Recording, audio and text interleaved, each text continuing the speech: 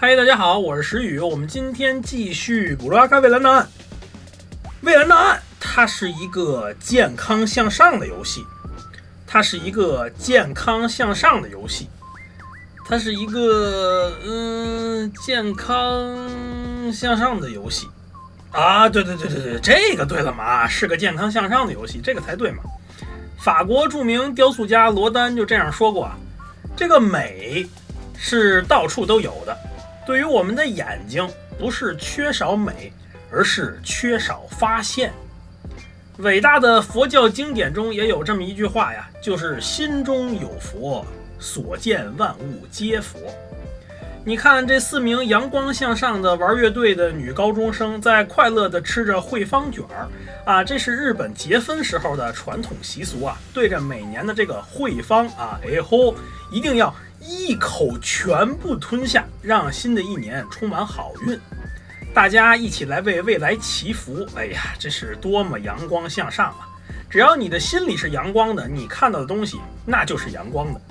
因此，同样的，各位教师同仁，大家要学会从积极向上的角度欣赏可爱学生们的泳装形象，那代表的是青春和阳光。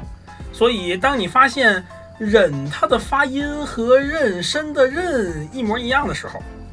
当你的目光被一些地方吸住无法移开的时候，当你就算是看喷射而出的波子汽水都想歪了的时候，当你感觉到游戏中的某一个角色的某一些发言啊，简直是真理的时候啊，你要扪心自问，是不是自己太心邪？而不是在 Wiki 的评论区刷一些我不是很看得懂的评论，而不是刻下4单直接天井，而不是即刻进入到一些不可名状的网站中搜寻本子。这个本子我不得不说一句啊，如果要是没条件就算了，有条件的话呢，还是支持一下正版，人家画师挺不容易的。对于最近的泳装池子，我的评价就是上述这些了，希望大家好好要求自己。现在是白送100抽的实施期间啊，而且本游戏天井是各个卡池共通的，所以话说回来，这个卡池抽不抽，它其实现在并不是问题了。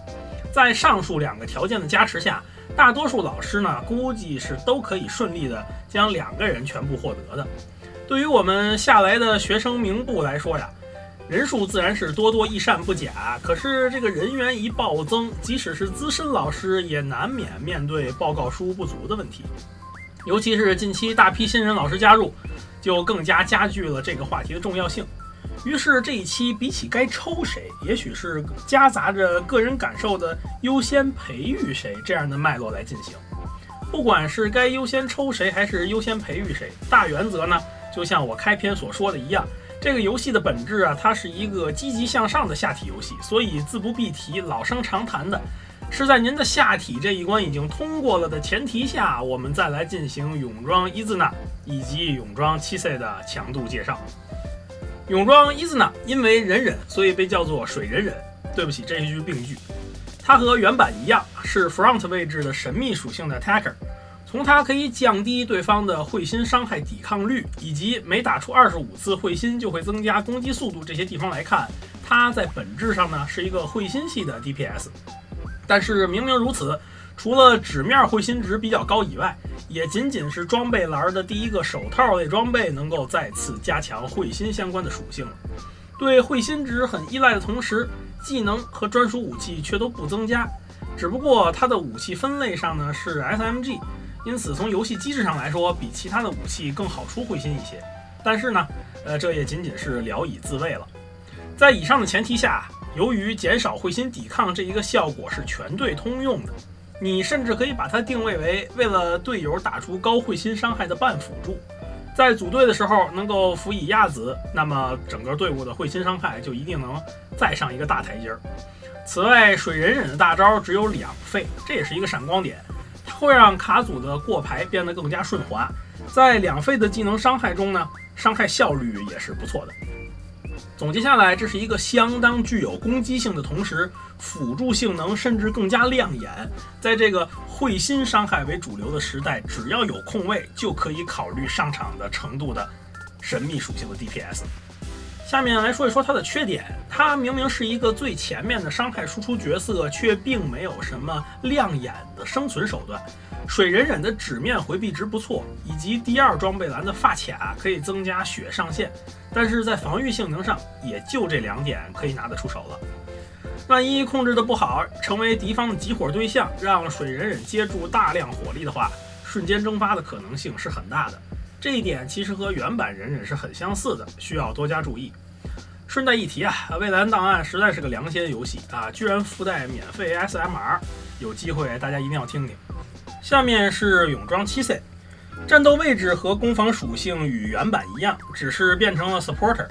大招方面呢，就与 Midori 之类的机制类似，进行多人份的次数的单体攻击。这是指如果有多个目标的话呢，这个攻击就会分散；而只有一个目标的话，那么所有的攻击次数都会砸到这一个单体身上，不会浪费，是一个很灵活的设定。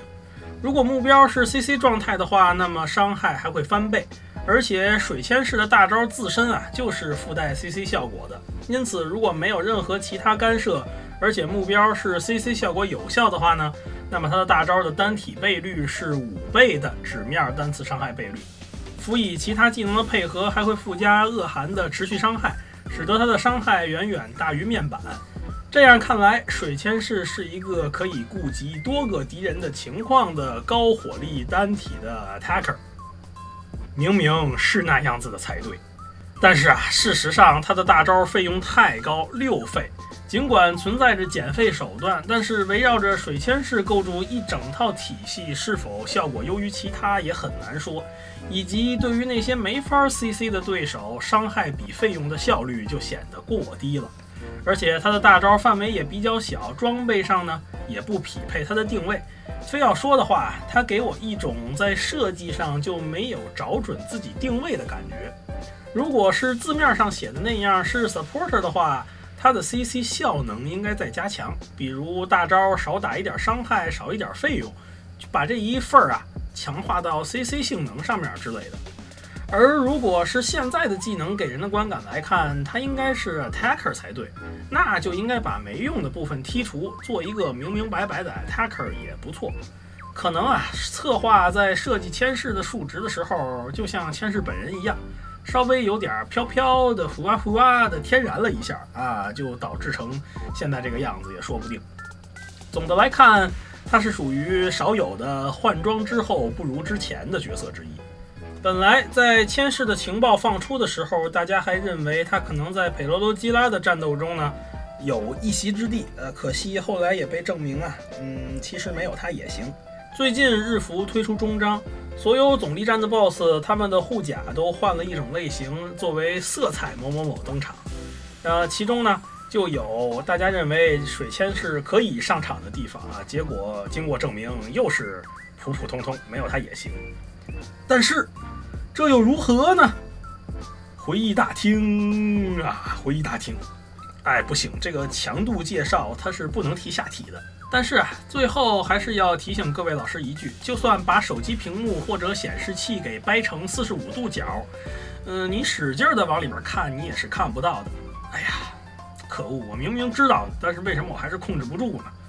这个二次元中毒太深，它也是病，它得治。朱俊，因此为了千世，不管它的强度如何，成为战车吧，我负责组成车长座椅，这样就能。私も興味あります。ご一緒してもいいですか？いいわけないでしょ。エッチなのはダメ。エッチな行為はダメ。各位想要组成什么部分呢？欢迎在评论区留言哦。不行，再说下去，我的逻辑也就要像千世的脑袋一样呼啊呼啊了。在我的欲望把我最后一丝理智吞没，让我变成战车之前啊，我们还是赶紧的把这一期结束好了。结论上来讲，如果论强度的话，这几乎是一个没有任何争议的问题，就是培养水忍忍。千世甚至它的优先级可以低到你让它长时间在卡池里边躺着也可以。本频道就是这样自说自话的，以布鲁阿卡为基础，但是话题却围绕整个泛二次元的不可名状的这么一个频道啊。如果喜欢的话呢，可以考虑点一下订阅。那么感谢大家的收看，我们下期再见。